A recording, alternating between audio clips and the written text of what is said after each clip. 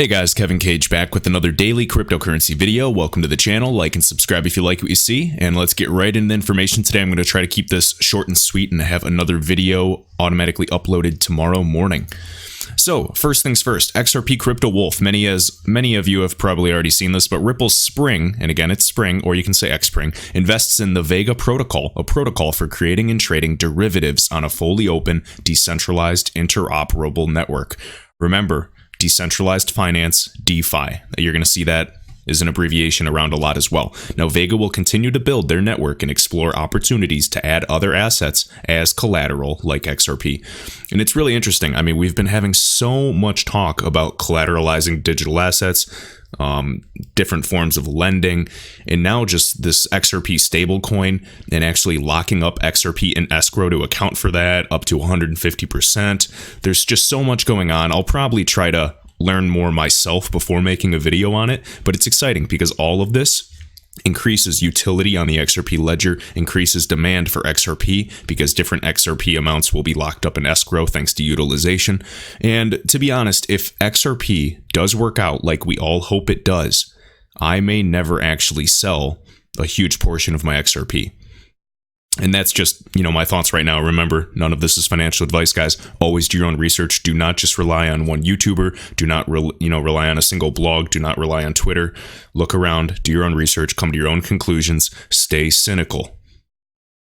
All right, so here's the article here right on coil.com. Again, this is Coil. You guys already know about web monetization. Right now, I believe I'm streaming payments right now to Vanessa Pastrito, and she's of course of Spring. But basically, again, DeFi industry. I just wanted to go over this little highlight right here. So I'm pleased to announce our investment in Vega Protocol. Vega is a protocol for creating and trading derivatives on a fully decentralized network. It's designed to work with multiple currencies where assets are collateralized on its host chain. The Vega network allocates the collateralized assets across markets using cross-shard communication. As a proof-of-stake protocol, Vega uses Tendermint as its consensus layer. First, Vega will support integration with Ethereum to allow Ether and other ERC tokens, 20 tokens, and ERC 20 tokens are built on the Ethereum blockchain to be used as collateral, but the design enables it to interoperate with other assets and networks, just like Interledger, allowing other assets and other ledgers to communicate and bridge as well. So their team looks into this, or let's see, their team took this into account at early stages, and then right here, this premise for collateralizing assets to work in an interoperable environment was most appealing as we explore new use cases for XRP in the future of decentralized finance. Vega's vision to create an open and decentralized network will enable the freedom to trade and make capital markets broadly available, creating a level playing field and open market, letting the best projects survive and thrive. So Vega will continue to build the network and explore opportunities to add other assets as collateral, including XRP. And remember, Spring, it's a whole initiative funded by XRP to basically expand upon the XRP ecosystem. So when you see Ethereum, you have to understand we're embracing other technologies. We're trying to interoperate with other ledgers and blockchains as well. So again, as everybody's been saying lately, and Brad Garlinghouse often says, we want the entire cryptocurrency space to thrive. I know that I may, disrespect or diss Bitcoin oftentimes because of the technology, but I'm so thankful for it because it brought so much awareness to this space. So I do want, all of these projects to thrive. There's more than enough money in the world. I wholeheartedly believe that. And again, all boats rise during a tide. Right here, Ripple is the largest investor in the cryptocurrency market. Brad Garlinghouse shares it all, and this is shared by BRT Crypt. And basically, I just wanted to go through, not even this entire article, there's really just one portion I wanted to go over. I don't know why my computer's acting up now, of course. Come on. Anyways, here we go. Sorry about that wait.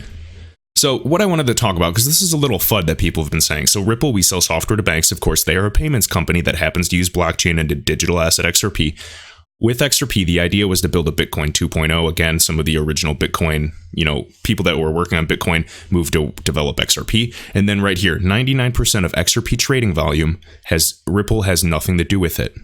And you guys might be terrified of that. You might be like, oh my gosh, no one's using XRP. Guys, remember, it was only about 20 organizations, companies, FIs groups that have announced using XRP, and it's extremely low amounts at this point today. All right. So in July, they announced like 20 groups are using XRP, and they're using very little amounts. And then right here, as I've gone in past videos and highlighted this. So we got Brianne Madigan of Ripple. She's pushing to get enough liquidity to launch XRapid. Remember, without liquidity, using XRP is not actually offering the cost savings and benefit that we need. So new corridors in addition to Mexico and the Philippines. Remember, Mexico and the Philippines, Mexican peso, Philippine peso. For remittance payments, they're relatively, low value, but very high volume. Sorry, it sounds like a tongue twister. And essentially, we need the ramp up over time. So right now, even according to some statistics that HMX runs on Twitter, and he, keeps track of all the destination tags, he said like one of the higher days he saw was like $1 million in transaction per day. And I believe that was between both Mexican peso and Philippine peso. So guys, 1 million, that's nothing. I mean, we're expecting to transact trillions of dollars. So just to put something into perspective, and correct me if I'm wrong, but I can fact check this later. To count to 1 million seconds is well over 7 days. I believe it's like 11 days. Now to count to 1 billion takes about 31 and a half years. And then multiply that by 1,000. To count to 1 trillion would take about 31,000 years, give or take. Trillion. I'm not even going to say quadrillion. We don't need to at this point. There's no point to speculate, in regards to that. I'm just saying that there's so much money there, and a lot of people have a very narrow mindset, thinking it's not possible. But this is the problem that exists. A software company like Ripple is aiming to solve it. They're teaming up with the BIS, the IMF, even the Federal Reserve. There's all kinds of meetings with the Trump administration. I wholeheartedly believe that XRP has a very good shot, and I think there's more going on behind the scenes that we're not aware of. So basically right here it says, and so as we scale XRapid utilizing XRP, the on-demand liquidity product, ODL, what we now need to look at is before we launched MoneyGram, we're looking at the current liquidity of XRP versus the US dollar and XRP versus the Mexican peso trading on Bitso, which is their exchange partner at that point, and call it $500,000 a day. Well, if we want to start sending $10 million and then getting to $50 million and then getting to $100 million per day, how are we scaling that liquidity? So we've been strategically partnering with a number of market makers and LPs, liquidity providers, around the world around how we establish contracts and incentives for people to want to engage, so that as we send more volume through these channels, there is depth of liquidity. They're very nice, filled and thick order books, guys. So that way there's no slippage, the costs are going to be minimal, and the cost savings, the timing, everything sending XRP will become a no-brainer. Then these 250, basically 300 clients at this point on RippleNet will go to XRP as a no-brainer just to keep up. It's just one domino falls, and they want to stay relevant and competitive. This is how business works. This is not a hype channel. If you're following me, you understand. People are saying, like this one gentleman was commenting saying hundreds of banks are already using XRP and it's not influencing the price. No, they are not. They may be preparing to integrate with it, but they're not using XRP yet. That's why the opportunity now is so good. The same concept existed during the dot-com bubble. A lot of internet stocks lagged. There was a long period where they were very low, and it scared the hell out of people, and people left the market. And anybody, I doubt many people, if anyone really held, but anyone that actually held those for a long time, yeah, I mean, they were lucky and hopefully they had some foresight, but they made a bunch of money. Now, this is the same concept, but instead of, the internet with information and data, this is value. So there's a huge multiplier effect with that. So anyways, depth of liquidity in the crosses, that we need to support that flow. But the way that we've structured these contracts is such that we leave an opportunity for new liquidity participants to have incentive to enter. So again, guys, as we talked about, they want to incentivize these market makers and these liquidity providers to create a healthy ecosystem on the exchanges, depth of order books, very thick order books, so there's no slippage. Remember, volatility slippage is going to be very minimal. Eventually, there's a net zero effect. Consumption slippage is what we're worried about. And again, I don't want to say worried about, but that is the concern. Let me turn that off. All right. So let me see where we're at. Right here, XRP Neo. So I just liked this tweet and wanted to share it. It's not only about Ripple's customers that can settle in XRP. Add in R3's customers, and again, 300 plus clients, some of the largest central banks in the world. Basically, R3 is the boys on Wall Street that wanted to get a slice of the pie. They are arguably going to be huge, much bigger than just Ripple. Ripple can focus on remittance with billions and billions, maybe low trillions, but R3's tackling the world of trade finance. And we've already talked about that, supply chain management, healthcare, real estate, syndicated lending. There's so many things. It's so much bigger, and this would be used to settle trillions on court of settler. XRP's already been named the first settlement mechanism. Okay, so they have the choice to settle an XRP. Now, they don't have to, but as a business, when liquidity grows, the value increases, they're going to be able to send the higher value and actually use that and send it through the order books without worrying about the consumption slippage. It might not make sense, at this point, which is completely understandable. And then Finastra, obviously, 90 of the top 100 banking partners in the world. Like, this was just a recent announcement whose customers can also choose to settle an XRP. And they've been talking about helping the people with geographical disadvantages to liquidity. So they want to use XRapid there. If you're not bullish, I don't know what to tell you.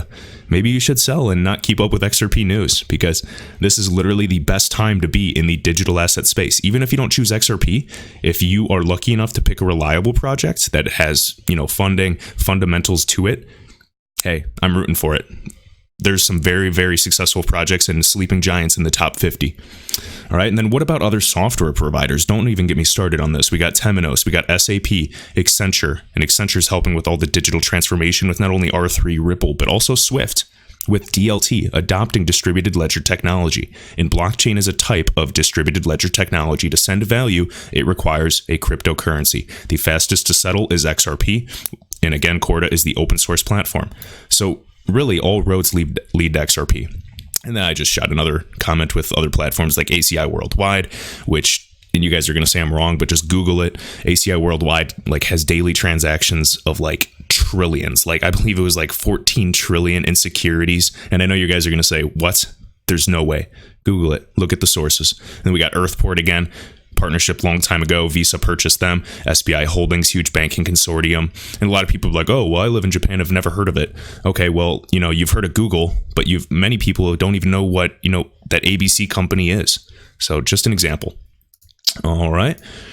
And then lastly, we're going to finish off with this XRP Neo. So after the news of Finastra, I would like to show this old classic video with Temenos, and again, the software provider. And if you haven't seen it, you have to. And this is on Bank XRP's YouTube channel. He has some of the best older footage of Ripple doing demos for some of the biggest groups in the world, whether they're banking partners, software providers, you name it. They're adding value. Period. So Temenos, I know Sam I Am on To the Lifeboats on YouTube has covered this a lot, to provide software to 3,000 banks. And again, talking about the T24 stack to Blue Zell, it's a form of gateway that can basically connect all of these groups. Remember, Brad Garlinghouse is talking about basically connecting, bridging these walled gardens with various APIs, selling connectors. That is what they're doing right now. It's many people's belief that the infrastructure is already laid down, that the pipes are ready to go. I'm not sure what to believe. I'll believe it when it happens. I would love to, see a $10 XRP overnight, just like the next guy. But again, you have to take everything with a grain of salt. Nothing is guaranteed. And you're really just, putting your money on the horse that you think is going to win the race. And based upon all the digital assets in the space, the oldest since 2012, one of the oldest that's still legitimate and relevant, is XRP, solving cross-border payments, micropayments, streaming. So many use cases, guys. And I know you might be videoed out with XRP, but I'm going to continue to make this content for any newcomers that are uninformed, because honestly, one of the best feelings in the world would be someone just said, hey, you know what? And this is not going to help me per se at all, but say they wanted to throw $20 and purchase some XRP on Coinbase, and links are in the description again, and you guys forget about it and come back in 3-5 years. Just imagine the life difference that you could potentially have with $20 instead of buying a case of beer. Just my thoughts, guys. It's been a long day. I'm going to go hit the gym and get a workout in and get back to research. Thanks.